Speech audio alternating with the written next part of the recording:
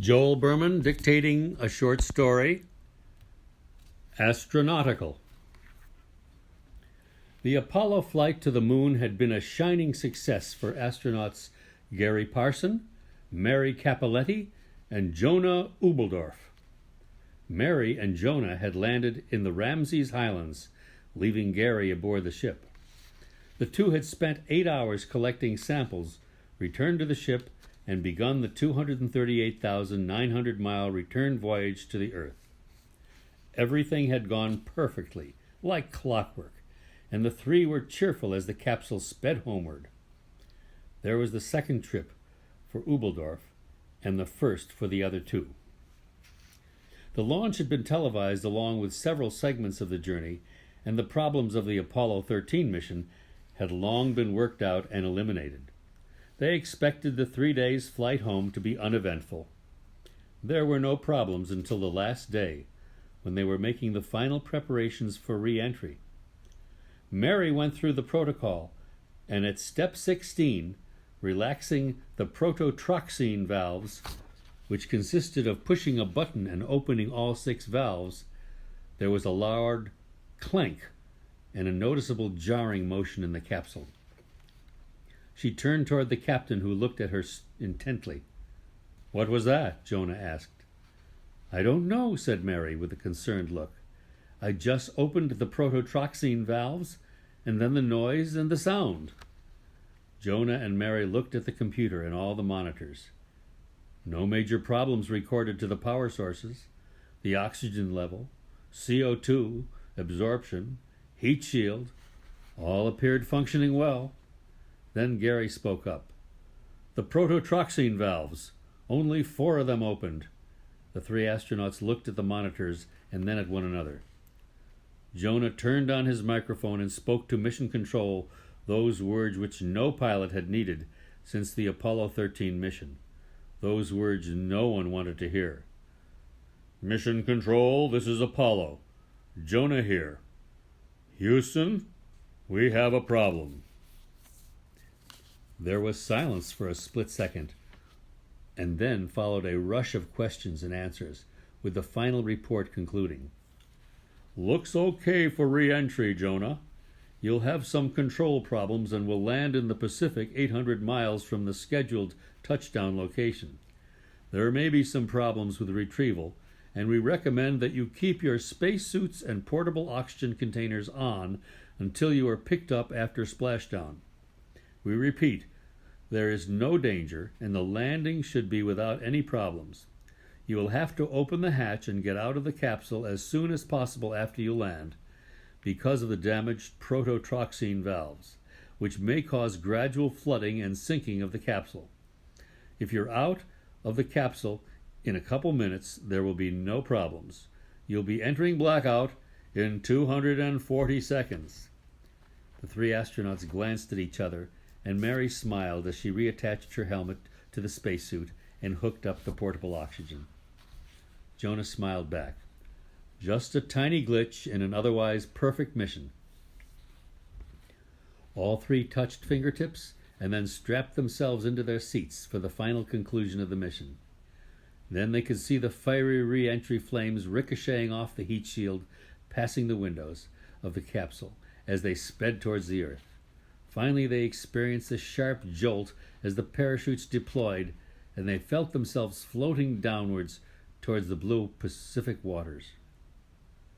What hadn't been anticipated was landing in a half-mile-wide collection of krill, the tiny crustaceans often found in massive schools of over 1 million, on which whales feed.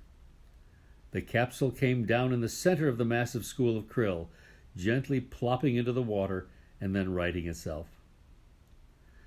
Per their instructions, the astronauts, in their spacesuits and helmets, with oxygen tanks attached, opened the hatch and expelled themselves into the warm ocean water. They had attached flotation devices to keep them afloat, and they bobbed up and down amidst the tiny sea crustaceans. Suddenly there was a tremendous tidal wave near them, and to their surprise they were confronted by the large open maw of a huge blue Pacific whale, gathering in krill by the millions. The monstrous mammal pushed forward like a giant vacuum, gathering in the crustaceans, nearly colliding with Parson and Cappelletti. But Ubeldorf was directly in line with the giant mouth, and in a split second found himself engulfed along with 1,000,000 tiny creatures into the mouth of the beast. When the mouth closed, the whale dove deep into the ocean, and the two astronauts on the surface gasped as they saw their friend disappear into the whale and then into the ocean. Within 5 minutes, they were surrounded by seaplanes dropping frogmen into the water around them. Once safely on the rafts, they told the story of what they had seen. Jonah had been swallowed by a whale. Immediately, Mission Control asked, "Was he wearing his suit and oxygen?" "Yes," replied the two in one voice. "Then there may be a possibility of his being alive and able to survive inside the whale until the creature is found. He should be able to communicate to us with his suit phone, and we are trying to contact him as we speak." "Are we on open television?" asked Mission Control. "Yes," was the immediate reply. "There's nothing to be done now. We can't shut it down." Meanwhile, Jonah, who had been briefly unconscious with the events, awoke and initially did not know what had occurred. Then he recalled the whale's mouth and couldn't believe that he was actually inside the beast and breathing with his oxygen. He immediately turned on his phone and was able to speak with Mission Control. "Mission Control, this is Jonah.